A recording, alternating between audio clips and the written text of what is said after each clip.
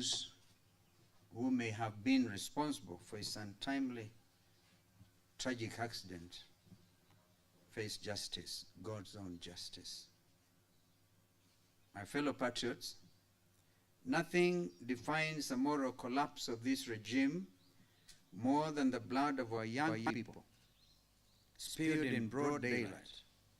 Let us never forget Rex Masai, Denzel Omondi, Alfred Ojwang, Eric Shieni, Boniface Kariuki. Remember, Kariuki was just selling masks. Actually attended his funeral in Murang'a. We remember Bridget Njoki, a young child shot in our own living room or our parents' living room by police bullets out there in Kiambu, near Ndumberi, away from Nairobi, where possibly people could be arguing the intensity of demonstrations. Our innocence stolen in an instant of senseless violence. We remember the abducted, like Rosemary Njeri, whose crime, quote unquote, was creating an online civic tool to help Kenyans participate in the Finance Bill 2025. Our story and our recognition in Time 100 Next. I was there in court to plead, tell them, why have you brought her here? And the magistrate agreed with us. Rex, Alfred, Eric, Denzel, Boniface, Bridget, and Rosemary were not criminals, yet they were met with bullets, abductions, and intimidation by a Ruto-sanctioned operation that violated their constitutional rights. And they represent, as we all know, many others. In 2023, when Raila was around and we went demonstrating against the high cost of living, 70 plus of them were shot down. We buried them all over the place, in Siaya, in Machakos. So this is just a representative sample of the young Kenyans we did not have to lose. This is not just a national tragedy. It is a moral failure by the legacy and the legacy of the Ruto regime. I ask Kenyans to honor our fallen friends and children by committing ourselves to a Kenya where no young person will ever again pay with their life for demanding justice under the Constitution. Wazalendo wenzangu, let us speak honestly about where we are and what is the state of our nation, of which the evidence is damning, and it comes from Kenyans themselves.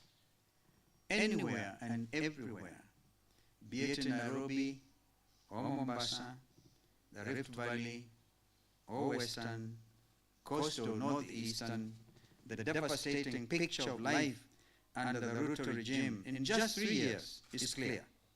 No amount of sugarcoating or political rhetoric that is self-serving can change these facts. While Ruto makes promise after promise, there are actually about 300 or so far, the majority of which he has failed to deliver, except the self-promise to enrich himself and cronies with Kenyan taxpayers' hard-earned money. These are the facts.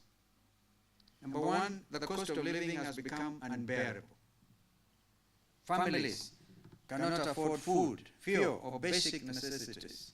Overtaxation has crushed households, while corruption and waste drain public resources.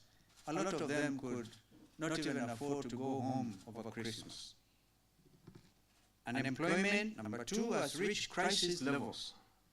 Our educated youth, the pride of this nation, are jobless and disillusioned. Graduates hawk goods on the streets, while unqualified cronies, products of Rutoism, occupy top government positions based on loyalty and ethnicity, not on merit. More damning, Manufacturers are leaving the country in their droves because of the unpredictable Ruto policies, costing thousands of Kenyans their jobs and millions more than their breadwinners. Thirdly, insecurity has become the new normal. From police brutality to abductions, from femicide to banditry, to petty crimes and increased house breakings, Kenyans are living in fear. The Kenyan skyline is changing, yes, with higher stone walls and barbed wire on its top that block sunlight, because Kenyans are more afraid of their fellow Kenyans than ever before. Nairobi, that used to be called the green city in the sun, is now an unplanned stone city under siege because this regime chooses greed over the people. Fourthly, despair has replaced hope. Kenyans feel abandoned, overtaxed, underpaid, and overburdened. Each day dawns with a new levy, a new penalty, a new heartbreak. Are we not waiting for January to hear that NSSF has upped their contributions as well? Fifthly, or thereabouts, healthcare has collapsed into a nightmare. SHA shift forced on Kenyans has become the most consequential threat to our well-being. Hospitals are understaffed and under-equipped. Mothers give birth in fear. Doctors go unpaid, and hospitals run out of essential drugs. I met two families in Sekuru where I was for Christmas, Sunday morning, from different parts of the constituency. And they had a similar story to say. Said, help us. Our child is lying in Kenyatta Referral Hospital mortuary. We are required to pay 1.2 million shillings. We can't afford. Help us. So we are trying to see how I can now relate to that story, how we can help. The next family comes in from Kasa side, if you know where Mwingi know this. Mumoni, a young man whom I knew, was working in the geothermal power producing plants, contracted some infection. He also died in Kenyatta Referral Hospital, and the body was lying there. The father, who was one or two classes ahead of me in high school, could not afford. They are saying, help us bring the body of our young professional, chemical engineer, home. Tumechoka kila siku kufundraise on TikTok, Facebook, and WhatsApp groups to give our loved ones access to quality health care. Sio lazima utrend ndio saidike. That's what I suggest. Education has become a burden, sixthly, instead of a bridge. Education, once the key to opportunity, has been turned into a nightmare for families. Parents are drowning in debt just to keep their children in school, while teachers and lecturers are demoralized, unpaid, and disrespected. Students are uncertain of their future, wondering if their education will lead anywhere in a country where public sector jobs go to political cronies, not qualified graduates, and private sector opportunities do not know where they are going to school. And they are expected to join year 10 on January 12th. 350,000 of them have applied for transfer. This is not governance. This is organized suffering for parents and their children. This is not bottom-up economics. It is root of bottomship, bottomless corruption, and top-down greed. Fellow Kenyans, Dr. Martin Luther King Jr. once said, I quote, "We are confronted with the fierce urgency of now," end of quote. The urgency of now is a cry of a mother who cannot afford medicine for a sick child, the desperation of a young graduate with no job, the fear of a family living under police brutality, and the anger of a farmer who cannot feed their family. 2026 must be a year of change, fellow Kenyans. Not change delayed or promised, but change delivered. The urgency of now demands we say with one voice, one term, Komboa Kenya. Wazalendo wenzangu, let me be clear about what this regime is doing. Faced with failure and faced with the revolution, they have resorted to destruction, to deception, and to delay. The Singapore allusion is an example. Ruto speaks of turning Kenya into Singapore. But what we see is hashtag Singapore, a nation drowning in debt, overtaxed citizens, collapsed industries, and fleeing investors.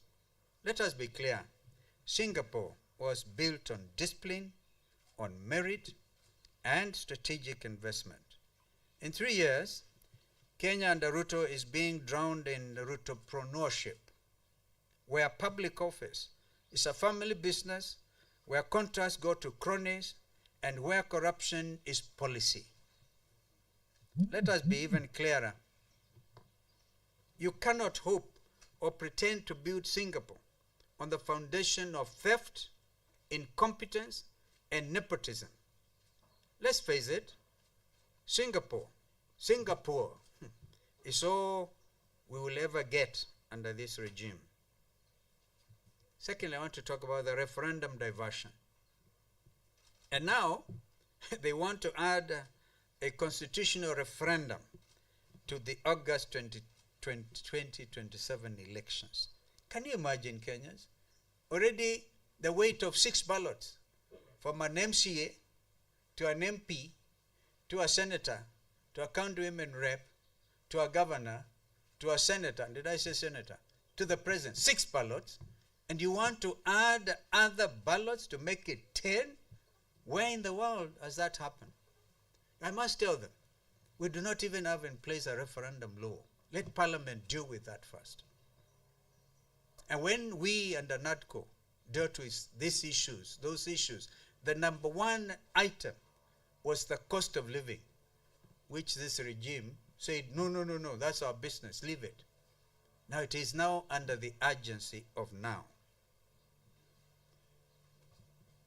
This is so that they can manipulate the process and attempt to extend their grip on power through backdoor constitutional changes. There is no constitutional crisis in our country. Nothing can stop this election based on boundaries review. The legal avenue available, avenues available, of course, the main was in Parliament, that the state has unfortunately captured. We will be seeking interpretation on this matter, and I can tell you, the Constitution says that there shall be an election for a president in each of the 290 constituencies. The constituencies are even defined under the Constitution. So nobody can come and say there will be a constitutional crisis because we do not have in place the boundaries review. And yet under NADCO, we had made it very clear that in fact we made a recommendation that rather than have a review of the boundaries after every 9 or so years, we made it 14 in order to be able to cover the current deficit. But that notwithstanding, there is no constitutional crisis. Let me be very crystal clear to Mr. Ruto. Implement the Constitution of Kenya first, and obey and respect the rule of law and the Constitution you swore to uphold. Never mind the fact that you opposed it in the first place, but you are the guardian of that Constitution. And no excuse to say I opposed it in the first place. In fact, this Constitution has served you so well. when Uhuru Kenyatta could have taken the liberty to fire you, he couldn't, because you are joined at the hip. He required a referendum, an impeachment motion, and you had the numbers. Fortunately, so this constitution has actually served Mr. William Ruto very well. Mipango ya kudanganya wa Kenya ndio wapitishe term limit extension, lazima wajue tuko rada. Make no mistake and hear me clearly.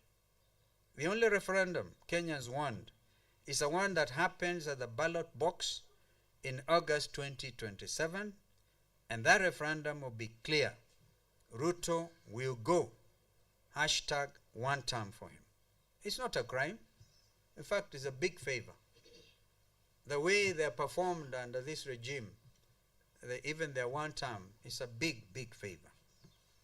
My fellow Kenyans, I want to be very clear this afternoon. The united opposition is not just a coalition. It is your government in waiting. We are united not by personal ambition, but by shared values. Respect for our constitution, economic justice, integrity in public office, and the protection of fundamental rights. And I make this commitment to you. By the first quarter of 2026, the name of our presidential candidate will be made known to Kenyans. I think it's only fair that we work in that direction. And I want to say that I personally do everything possible to hold our team together. Let me also be abundantly clear. I am running for President of the Republic of Kenya. That's an obvious fact. Because I was given a direct mandate on October 10, 2025 by the National Delegates Congress of the now revamped, re-energized Wiper Patriotic Front. This is a front to liberate Kenya. I've walked this journey with you, and I've stood for justice when it was under attack by the very people who were supposed to be his first line of defense. I have defended the Constitution when others sought to undermine it, and I've defended Kenyans in our courts of law when they have been abducted and tortured. I have, with my colleagues in the legal fraternity, also spent countless hours in our courts of law, and successfully stopped the attempts to auction our strategic assets like the JKI. Young Kenyans were even arraigned before anti-terrorism courts in committee. You know, they were meant to get maximum fear put in their minds that, you know, you are next to commit to maximum prison. The anti-terrorism court is right there, and so they are put together with international criminals. And I will continue to do so with the same vigor to stop the just as I did from the first day I had the privilege of holding public office. Under my leadership,